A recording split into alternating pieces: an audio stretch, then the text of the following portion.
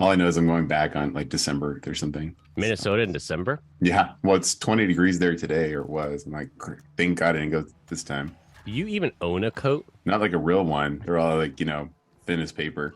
Like that black hat or one that you got me, that's about the extent of my jackets. Hello, my friends. Thank you for joining us for the PEBCAK Podcast, a weekly information security show featuring some all-around good people. It is week 47 of 2022.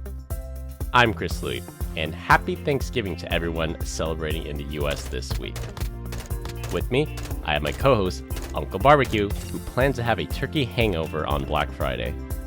As Jim Gaffigan would say, let's start over. As Jim Gaffigan once said, Thanksgiving isn't over when I'm full. Thanksgiving's over when I hate myself. And that's probably going to be on Friday after all the turkey and meat you eat.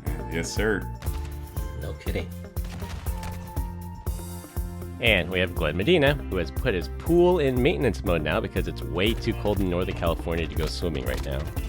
It is chilly here, gentlemen. Like, I literally had to turn the heater on the other day because it was 63 degrees in my office. Homie's I could lying. see, He was working from his car because the Tesla could produce warm energy as opposed to his house. Don't lie, man. while plugged in. So I'm not gonna lie to you. I went to the charger and warmed myself up because it was really cold in the house. How cold is it there right now? You know, if you Sorry. in my house, it's set to No, outside. 68 because the kid. Oh, outside? I don't know. How cold is it right Let's now? see who's the It's not coldest. as cold as it was. Where you at? I'm at 64 Fahrenheit. Damn. All right. It's actually warm here today. I'm at. Holy cow! It is 41 degrees here right now. Oh, damn. All right. I have arguably the best climate. It's 69 over here. Nice. Aw. You win. I always win. Definitely. But if you do want to come over to the house and you want to do the Arctic challenge of jumping in the pool while it's freezing cold, please come over. Happy to have you over and see this thing. All right. Open invite. Anyone feel free to visit Glenn and jump in his pool. Knock at the front door or he will shoot you, though. It's 60 degrees right now in the pool, so Ooh. Oof. Chilly. Well, no guests this week. As I mentioned on an earlier episode, with the holidays coming up, it's going to be tough to schedule people, and us ourselves had to reschedule a few times, Glenn. So hopefully in the new year, we'll have more guests on the show. Combined, we have decades of information security experience in here, not just to educate, but to entertain. We've got 4 awesome stories for you this week, so sit back, relax, and enjoy the show. Today, we're opening the show with some closing loop feedback about Election Day last week. Open with pocket selection talk. For our first story, Apple caves into the Chinese government again. Next, we have the amazing collapse of FTX, the cryptocurrency exchange. For our third story, a story about Elon Musk doing some good in the cyber world. And we'll close with cult talk, and I'll talk about my recent trip. Oh, I can't wait for this to start. oh yeah, excited to hear about your trip. Closing the loop this week. Wow, what a turn of events about crypto exchange FTX. We'll talk about them more in story 2 today. Closing the loop on election week last week. We still do not know who controls Congress after a record number of close call races here in the U.S. What is known is that Suffolk County, New York, needs an IT infrastructure overhaul. On election nights, the results were so slow to upload, election workers resorted to taking the memory cards and manually driving them to election HQ with the results on them. There were thoughts that the system was hacked, and that's why it was running so slow, but after reviewing the firewall logs, it turned out not to be the case. What happened was the IT infrastructure in Suffolk County, New York is so old, it could not handle all the security agents installed on their machines used to protect the integrity of the election. That's what they want to tell you. I deleted all the logs on my way out. Thank you, Glenn, for getting the joke. Not letting you go out like that. But On a serious note, agent fatigue is a real thing. I think I talked to a customer this week. They had 7 agents on their devices. That's overkill. That's it? Only 7? That's it? Only 7? Yeah. I know some customers that have like 18, 19. Shut up. agents. No way. Really? Yeah, literally. Yep. And if you're running like Windows XP or Windows Embedded or something, yeah, you're definitely going to run into RAM very quickly with 18 agents on there. But you know what I am fatigued about is talking about politics. It's a no-win situation, It's gentlemen. the perfect topic We're at Thanksgiving with all your friends and family. We're doomed. We're doomed. All right. For our opening topic, a study of 700,000 people found out that 2/3 of people put their phone in which pocket? Front right. Back Bryce left. is front right. Driver's Bryce is side. back left. Prison So wallet. Brian is correct. 2/3 of people put their phone in the front right. I myself included. I am part of the front right gang. I keep my phone in the front right pocket. But As not the big prison as that wallet. thing it fits inside of your pocket. You've got a huge phone. I got huge pockets. You My heard it badge here over first, here. Yeah, guys. I can see that. Ladies and gentlemen, Chris has huge pockets. Deep pockets. Even bigger prison wallet. For the third time I'll say that. Where do you guys keep your phone? All right, Brian, are you front right gang as well? Yes, sir. I keep mine either left rear pocket, or front left, depending what I'm wearing. Are you a southpaw? I don't get it. Yeah. Are you left-handed? I Why? like to keep my right hand free, and I use my left hand to grab things. So Is that because your right hand is your gun draw hand? You always have to keep that clear. absolutely, it's the ready hand. So you guys I don't think do that's. that.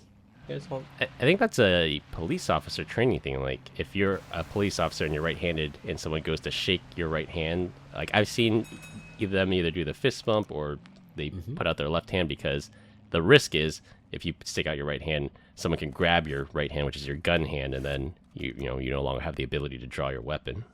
That's right. You guys open doors with your left or your right. I mean, Depends on what door I'm going through.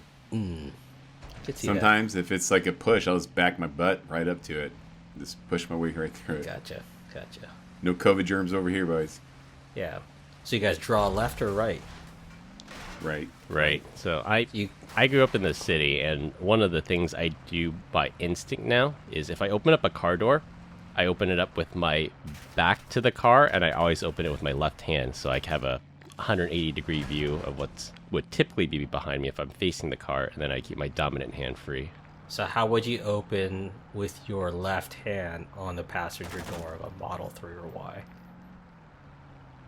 Because they got those door handles that really You can still don't, do it.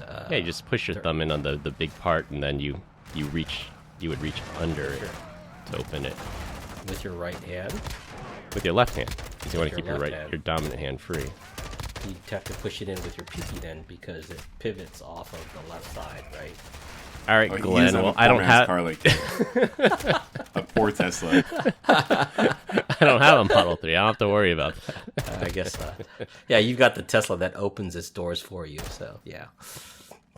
Hey, fun fact: men, when entering a car, they actually go in butt first, but girls go in head first. Really? Watch it. Yeah, Would have never. I'm not too known sure that. why. Huh. Yeah, I go in foot first. I guess it's foot, butt, and then head. Yeah, well, obviously you're not gonna do a cartwheel in there. Jesus, dude. All right. Listener, Hey, send us your Wait, feedback. see no. if that's We true. gotta. There's a problem here. On top of me interrupting you, sorry, Glenn. Yeah. You put your phone in your back pocket, like that's just like clear pickings, man. Someone's gonna jack you for no reason. Sell the iPhone for parts. I don't know. I've never had a problem with my back pocket getting jacked. So Not yet. That was Well, my now the thought world too, knows. because like phones and wallets in back pockets, like I always keep things in the front pockets for that exact reason. It's much more pickpocket resistant. well, I figure it's a Same. work I don't phone. keep anything in my back pocket. That's a work phone. They can have it. No one wants an iPhone 8, right? Glenn? Yeah, that's right. No one ever wanted an iPhone 8 for the longest time. All right, while we're on the topic of iPhones, for our first topic, Apple is rolling out a new feature, and I'm conflicted if this is a good thing or not, so I'll let you guys be the judge. All iPhones and iPads have a feature called AirDrop, where you can do peer-to-peer file transfers without using mobile data. It's really useful when I take a group photo, and instead of texting it out to other members of the group, I just AirDrop it to them. I just tell them to turn on AirDrop, accept the AirDrop, and they get a full high-quality photo and no mobile data is used. As they say, with great power comes great responsibility. AirDrop has a setting to turn it completely off, turn it on for contacts only, or turn it on for everyone. When I'm at a company event, I like to see who has their AirDrop turned on to receive from everyone, and I AirDrop them a hilarious but safe for work meme when they do that.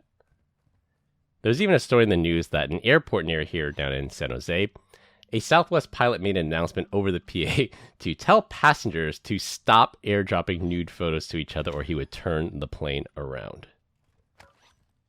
Well, Apple... Fun fact, this is how Chris's nudes got leaked. I took his phone from him, it was unlocked, and then boom, airdrop everybody. Airdrop to everybody. Yep. Those Don't are sleep on a plane next to me. Those are safely stored in the hidden folder, which on iOS 16 now requires Face ID to go into your hidden folder, FYI. Yeah. Side note, gross. Chris has got nudes of himself, guys. You mean you don't? Of course not. I have kids. Maybe they're on the pink camera, Chris. Yeah, the pink digital camera. That's where they are. They're air gapped. You guys are done. Well, Apple in China has rolled out a new feature in iOS 16.1.1 where the AirDrop Receive from Everyone feature turns off after 10 minutes. The security practitioner side of me thinks this is a good thing because sometimes I have to receive a file from someone not in my contact list, and I set it to receive from everyone, and not everyone remembers to switch it back to contacts only or off. And this protects iPhone users from receiving potentially dangerous files from unknown sources. On the other hand, we're talking about China, so Apple's hand was definitely forced. The thought is here that people in China leave their AirDrop on to receive from everyone, and activists send and spread anti-government messages through AirDrop. If you recall, AirDrop is peer-to-peer, so not subject to the inspection of the Great Firewall of China, and not subject to content moderation on apps like WhatsApp and WeChat. Where there's a will, there's a way, they say. So, limiting receiving AirDrop from everyone to 10 minutes, good idea or dangerous precedent? Or does Chris just not like to be told what to do? That's really what this boils down to. It's true, it's freedom. Don't take away my freedom. I think what do you think, Glenn? the intent is good. Like, having it turn off after 10 minutes. I mean, many times I've gone and done something and totally forgot. Like, how many times have you guys cooked eggs on the stove or boiled eggs on the stove, left it, and then realized only to come back and that you've got some really hard-boiled eggs? Egg timer. Yeah. Souffle. Duh, I don't have that problem. I don't know. I like it. I think it's a good feature. So, just go, like, I'm with you. I think it's a good feature, right? I don't like that China's dictating it, but at the same time, I see why Apple's giving in, right? The TAM over there is huge, so they're gonna listen.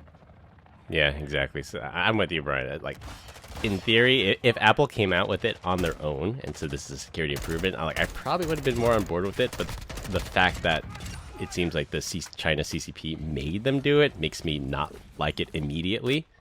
And I view it through that lens that they're trying to suppress dissension in China. They're trying to censor anti-government speech there, which I don't care for. So you think the ability to receive stuff without having to put it in, when you put it AirDrop in open communication, it's just something that should be allowed? I mean, we always preach security, right? It is. I maybe a compromise would be everyone and then everyone for 10 minutes, because most normal situations you can just turn on for everyone for 10 minutes. But if you want to be a part of that underground in China of spreading anti-government propaganda, then you just leave it everyone always. Yeah. At least give people the choice. All I know is when I go to China, I'm turning it on every 10 minutes just to see what people are saying about the local government. see what gets airdropped to you. They're like, they're suppressing it. Guys, you won't believe this. The McRib is back and no one knows. And all of a sudden you can't stop the signal. You're getting a nude pic of some panda bears over there, so that'd be interesting. A nude panda. And your social credit score just slowly drops as the more stuff you airdrop over there. Yeah, Brian, you're right. That the iPhones in China are a little bit different. So this feature is tagged specifically for iPhones that are sold in China, and there's other features too. Like you said, Apple has bent over backwards to please the Chinese government. They built an entire iCloud that's China only. They have an app store that's China only, just to be able to sell iPhones in that country. Imagine if we did that. Like if we flipped the switch and said, hey, iPhones have to be US only. They come with these settings, and we can't do that elsewhere. I mean, we've been pretty open about our format, and not only that, our sharing. Since when have you had a country that's been so closed off as China, and what the repercussions are because of that? Well, number one, they call it racist, that's for sure. Yeah, right? Yeah. Yeah, it's like you can't have an America First policy, but, China 2025 policy, A-okay with that. Yeah. Although I heard they're starting to lift some of their COVID-0 lockdown policies now. They realize that's stifling the country's economy, so they've lightened up on that a little bit. So that's maybe a move in the right direction. For our second topic, this is a closing the loop item, but man, what a crazy fall from grace since we spoke just a week ago. Cryptocurrency exchange FTX has become insolvent and declared bankruptcy. Just last week, we were talking about how they're doing their customers right by reimbursing them $6 million for stolen funds when they didn't have to. It turns out their founder and CEO, Sam Bankman-Fried, aka SBF, who is known to be a giant Democratic donor, he did the one thing a crypto exchange is not supposed to do. He gambled with his clients' money.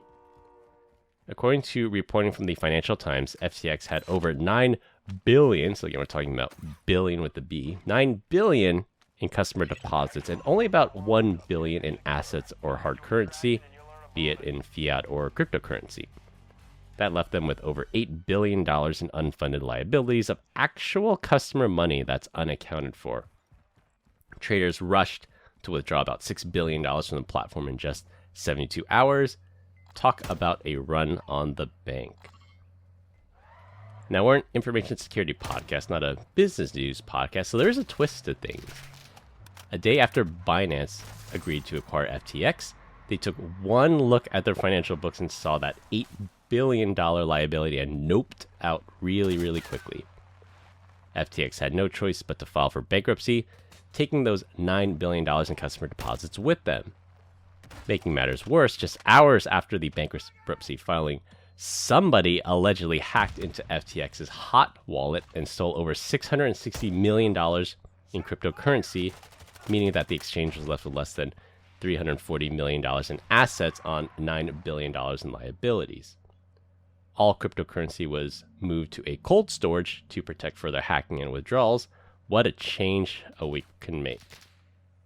Wow. So obviously they're saving grace here. They hope that I guess their cryptocurrency moons.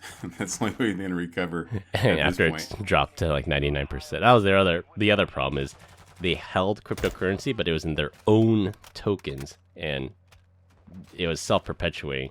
The cryptocurrency exchange became insolvent. Their value of their token dropped, and then their deposits dropped as a result of that.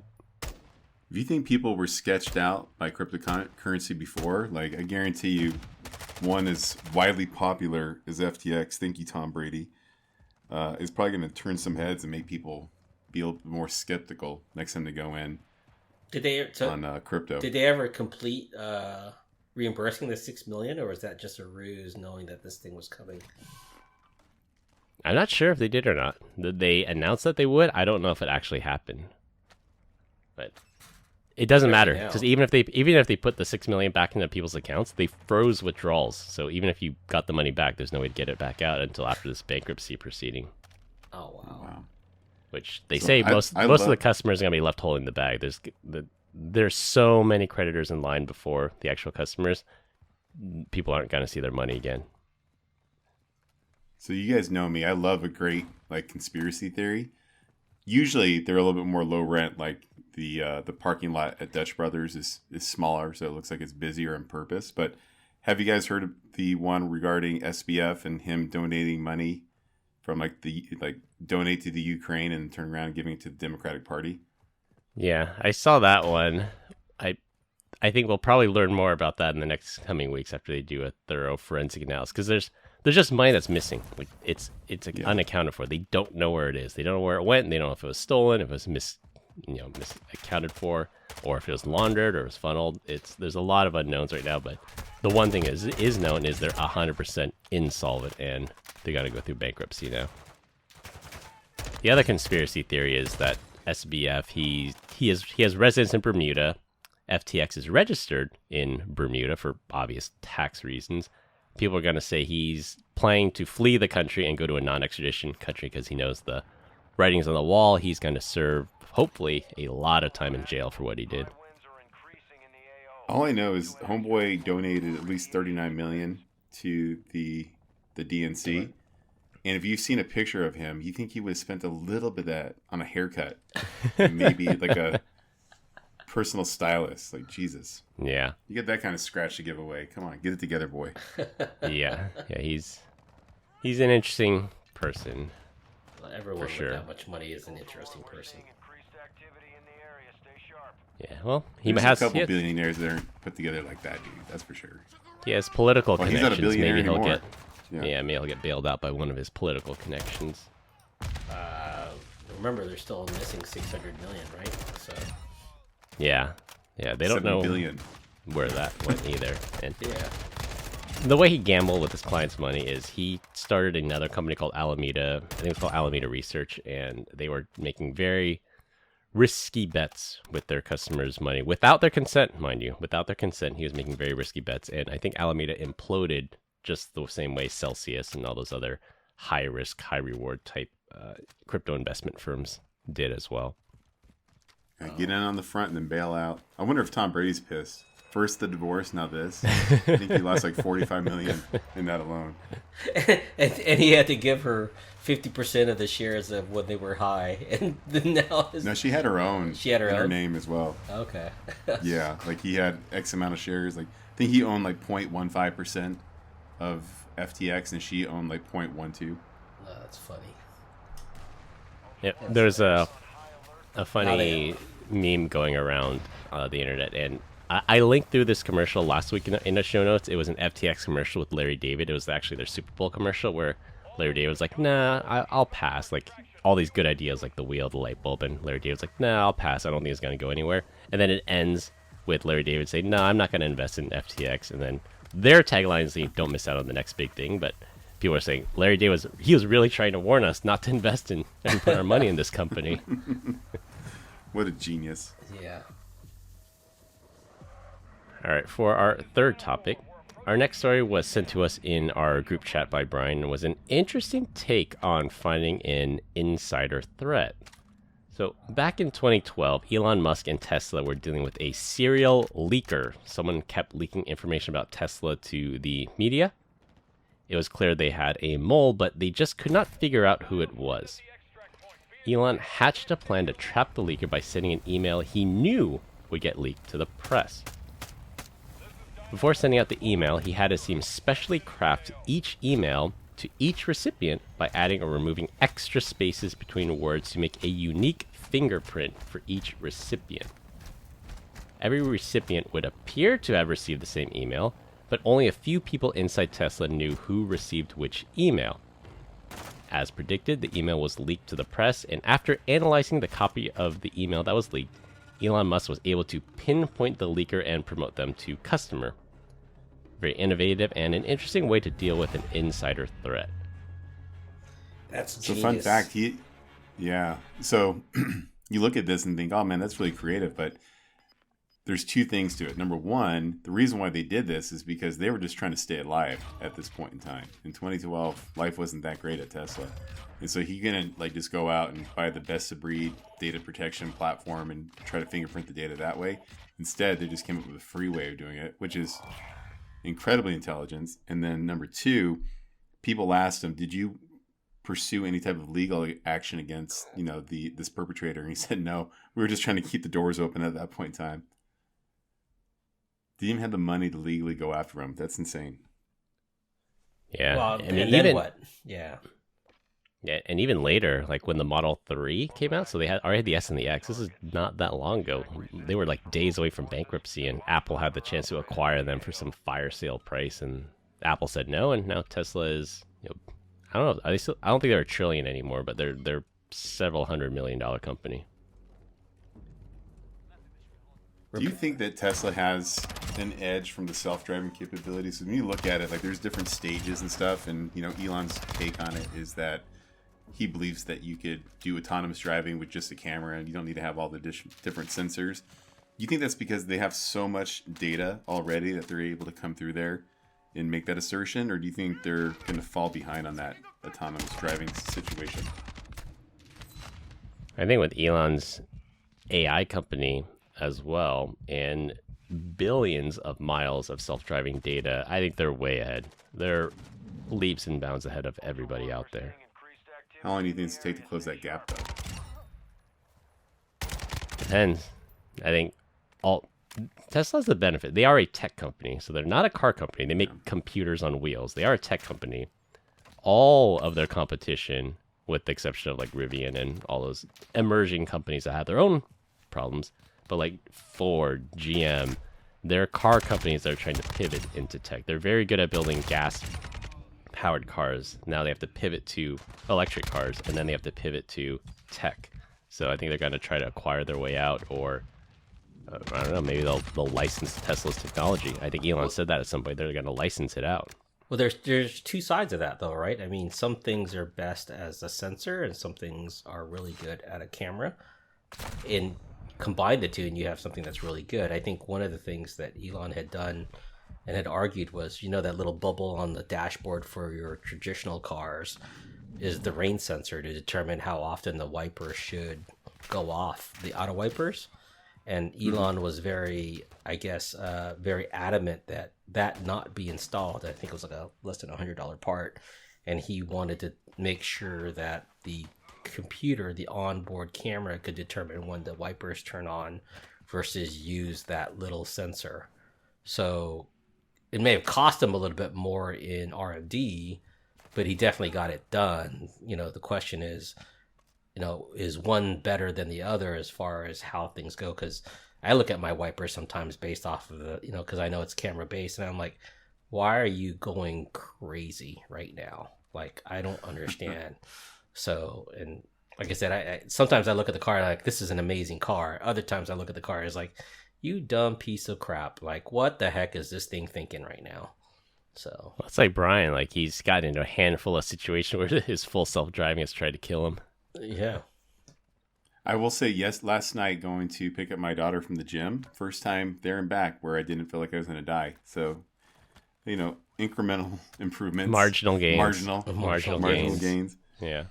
So Chris, going back to your thing about about Tesla having, leaps and bounds, like more knowledge and being educated here in the space of autonomous driving, I think that I would agree. You're right, but I do think that technology is going to close that gap for like Ford and GM and Mercedes. I think they're going to be like, you know what? Maybe we don't have all the data, but we can just load these cars up with like a crazy ton of sensors and achieve the same result. And I think that's going to narrow it down. And when you start to do that, for me, I might start looking at other electric vehicles. At this point in time, the only reason I look at a Tesla is for the fact that it's super fast and it can drive itself. And I think sensors get you only so far. So sensors in cameras will do really good. If it's a 5-lane freeway and you're going down the 5 here in California, which is pretty straight, like any car company can do it. It's that data of, I'm in an unprotected left turn lane, I have to make a judgment call of oncoming traffic to see when I pop out. I think that's where Tesla has the edge because they have all that data. They have the AI, they have the chips that power it to make those more unusual calls, or this lane merges and it's got to end. How do I correctly merge? I think you can't buy your way out of that problem. It'll only come with experience and the tech and the data that Tesla has. Well, it makes me feel better. I don't know why, but it does. Yeah. We'll make sure to check back and see if your car tries to kill you anymore. I actually recorded an event the other day where I was trying to have it drive me to the grocery store late at night, and it drove me into a car wash. I'll just send the video to you guys. It's so smart. It knows your car is filthy and wants it clean. Yeah, it took a right a little too soon, and next thing you know, we're in a car wash. What's the Amazon You heard it here first. You heard it here first. Brian's car became self-aware, and it's the beginning of Skynet. Yeah. What's that Amazon Prime show that the guy was uploaded? Is it Uploaded? Uploaded, yeah. Yeah. Mm-hmm. Got killed by a self-driving car. It's funny. All right, for our last topic, it'll be a rotating topic every week. This week, we're going to talk about what's a cult without people admitting it's a cult. I'll let you go first because I'm going to close with my story. What's a cult without people admitting it's a cult? So all my stuff is surrounded or centered around food for some reason. So I would say like Starbucks, In-N-Out, Marginally Good, hamburgers, and then Chick-fil-A. I don't Blasphemy. get it. You take that back, Brian. Whatever. Pretty soon you're going to tell me what a burger is better than In-N-Out. No. I would say that Jack in the Box is even better than... What? No way. Might have to find a new host for the podcast. I know. That's it. You're fired. Well, I start my own podcast with people that know what good food is. Yeah. Isn't it? Jack in the Box. Go to Smashburger or something. I would say one cult following that I'm definitely a part of is Breaking Bad. So if you guys haven't seen it, you got to watch it. It's the best thing ever. There's no other better series that's out there. Except maybe The Wire or The Sopranos. What's a cult without admitting it's a cult? I don't know. I think of religion, so that's the easy one. Yeah, you can't pick religion, and you can't pick like an actual cult. Like you mean like Starbucks? Politics? I think would like Starbucks might be one. Avocado toast. That's a thing for some reason right now. Yeah. I think like maybe beer drinkers. It's a cult.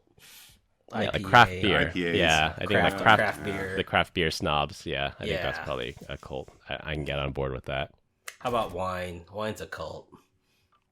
Yeah, wine snobs. Yeah, wine snobs, definitely. Yeah. My kids are snooty about food, so I think I probably put them inside there.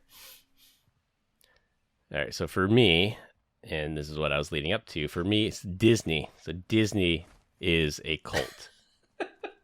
Everything that has to do with Disney is a cult. And I think... How did I forget about this? People can get on board with that. So I took the family to Disneyland last week for the long weekend, and that was definitely evidence of a cult if I ever have seen one. Just the pure fanaticism and unmitigated capitalism on display there.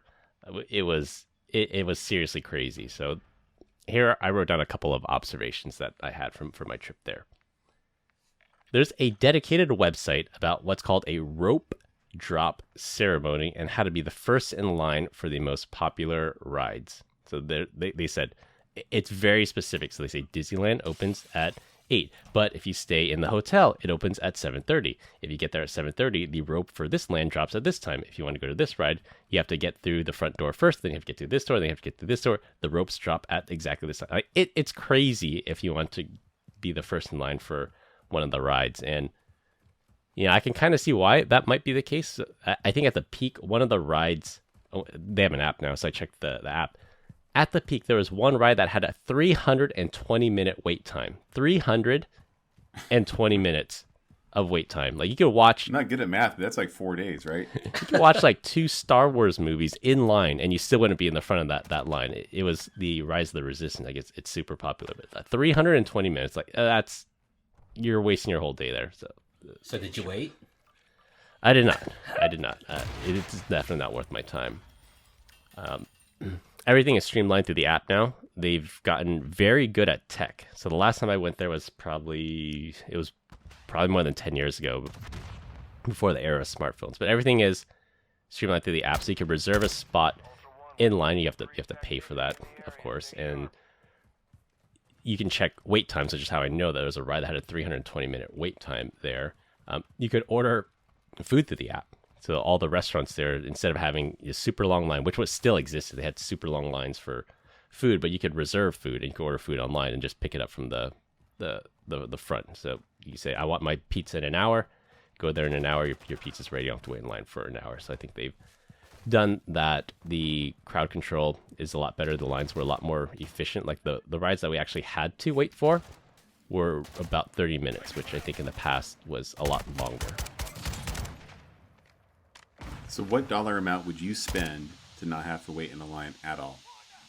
So funny you should mention that. So Disneyland. So it already costs an arm and a leg to get in. Like it's insanely expensive to take a family to Disneyland right now. And if that wasn't enough, so you got to get to the park. You got to pay for the parking. You got to get through the front gate.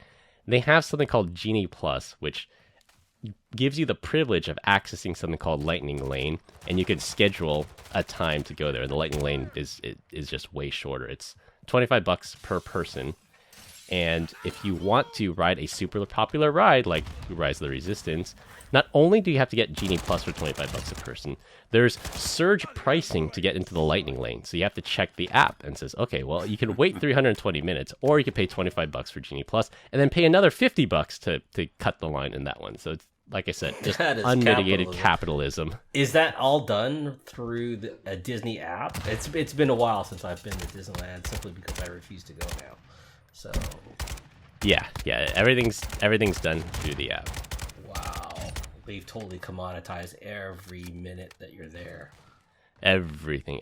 So my kids are young enough; they could only ride 4 out of the 8 rides that are Genie Plus Lightning Lane eligible. But we did it one day. So the first day we went, it was okay crowded. It was medium crowded. Mm-hmm. The next day was Veterans Day, and it was insanely crowded. So it was actually worth it to buy the Genie Plus, even just for those 4 rides for the second day, just because of how crazy it was. Because unbeknownst to us, and the veterans might know this already, but unbeknownst to us, Veterans Day is the official kickoff of Christmas season in Disneyland. So everyone was there for the parade. Everyone was there for like the Christmas tchotchkes, and like there were people there's like special Christmas popcorn tins, and there'd be just people walking around with like 6 of them. Like you're walking around the whole park all day holding these 6 popcorn tins. Like why? Like okay, maybe they're special or limited edition, but you're walking around with this all day. It made no sense to me, but to each their own. All right, so did you just say Christmas and tchotchkes in the same sentence? Isn't that like a Jewish reference? I know. I thought tchotchkes was like swag. No. Oh, okay. I have no idea. No, I think that tchotchkes is a Jewish reference, though, for swag. All right, so I'm going to let you guys judge me along with all the listeners. So there's something called there's the Disney VIP experience. If you go online and buy it, this is not what I'm talking about. They have a special phone number that you call in, and it's limited availability. And the way that it works is that you can actually have a group of 10 people. And let's say you're either going to, we'll say Disneyland in Florida, Disney World, excuse me. You still have to buy the park hopper ticket on top of this fee.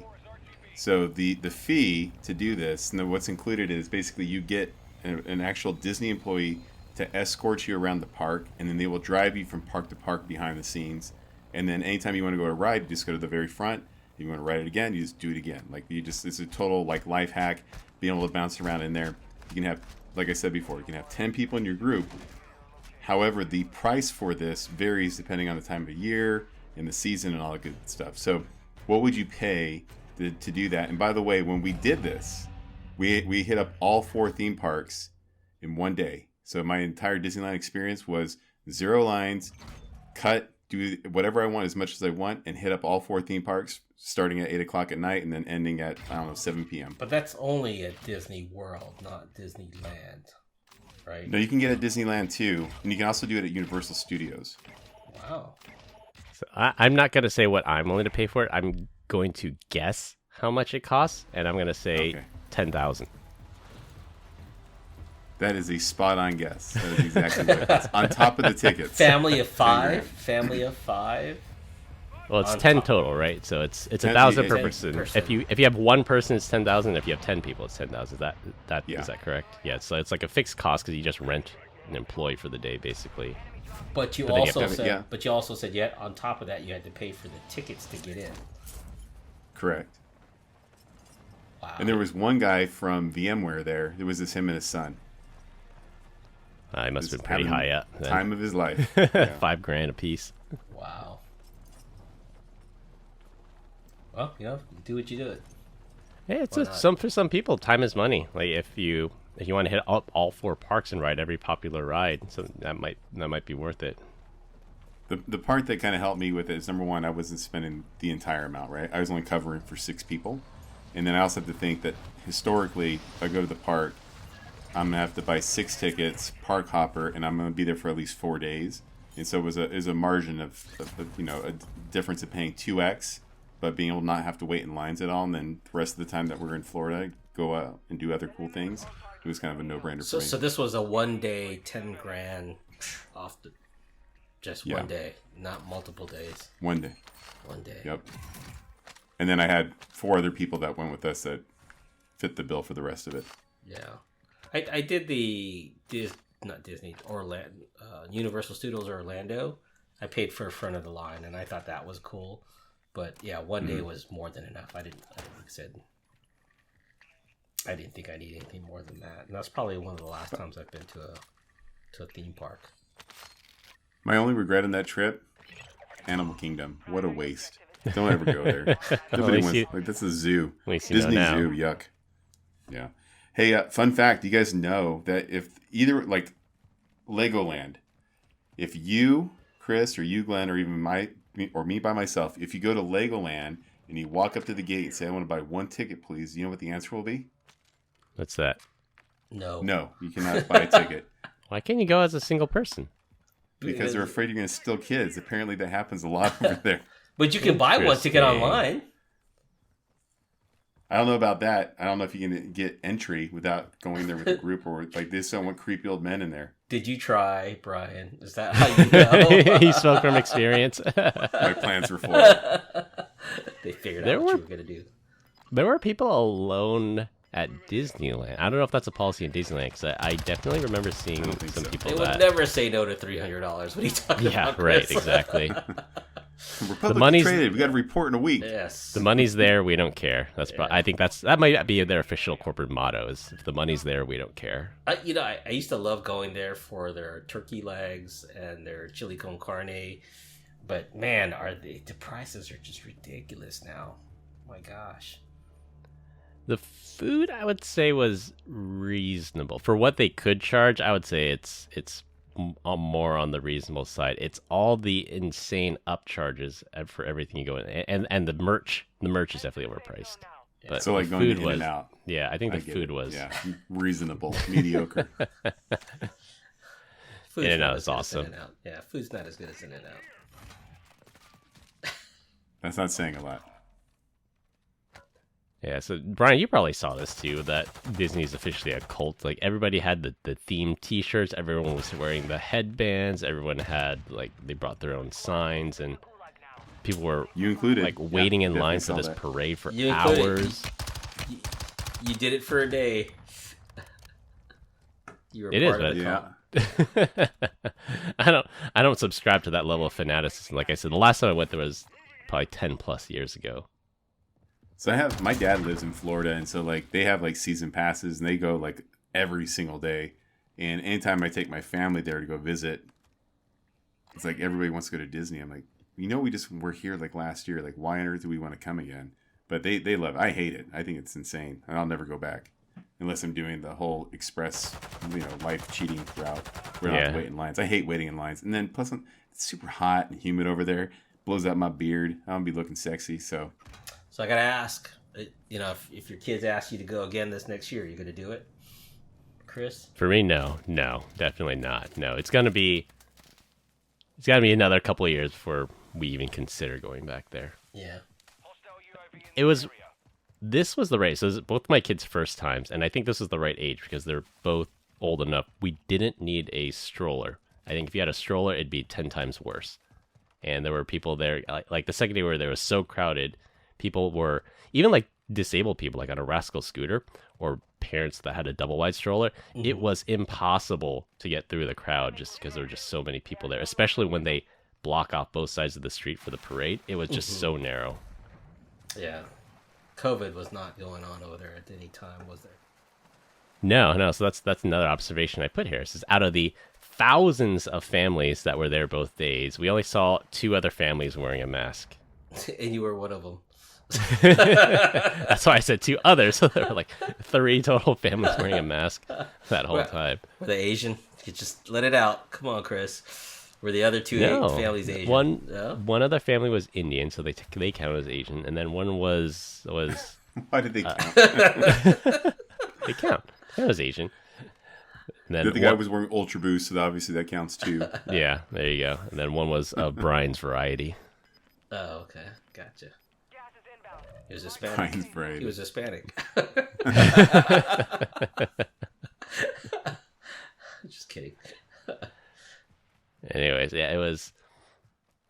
I'm not surprised. I would say it was an eye-opening how fanatic people are, but it's also not surprising. Like, especially, Disney's last earnings calls, they said they lost money because of their streaming, but their parks revenue is off the charts. Like, I totally believe that.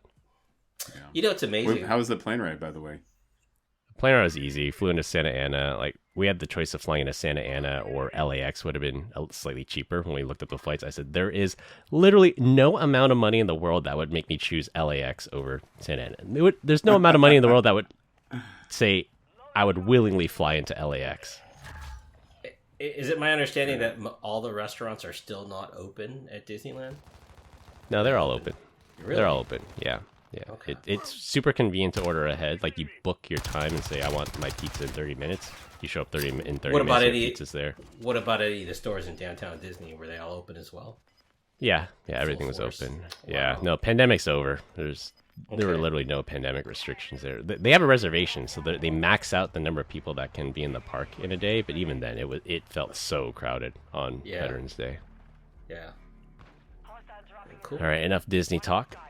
We continue to get great comments about our dad joke of the week. Dad joke of the week.